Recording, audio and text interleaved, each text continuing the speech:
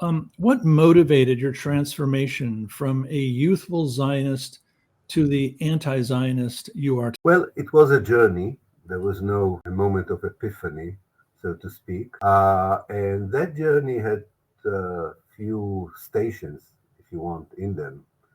And the most important stations, probably the ones that really, looking back at them, were formative in changing my perception of what is Zionism, changing my views about the history of the place I was born into which I was born, had to do.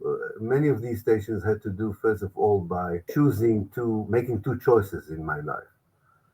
One was that I would wanted to continue my academic studies as a Right. postgraduate student outside of Israel, and that enabled me to look at things from the outside and probably also meet people such as Arab and Palestinian scholars whom I would not have been able to meet had I stayed within the Israeli academia, and through them, at least learning for the first time that there is another perspective of the history and the realities in the place. And secondly, my interest, my professional interest in contemporary or what one can call modern history, and in particular in the year of 1948, which I was lucky to study at the time when archives were opened for historians for the first time, whether in Israel, Britain, or the United States, and documents were declassified, enabling historians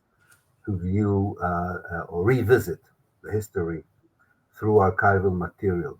So, this combination of my professional career, focusing on the history of my own country, on a particular formative year, and finding a lot of things in the archives that challenged the way I was educated, challenged the story that I was told on one hand, and digesting this new evidence outside of the country, uh, while consulting with friends who were either Arabs, Palestinians, or pro-Palestinians, enabled me to have a fresh view on both the history of Palestine and my own place in it.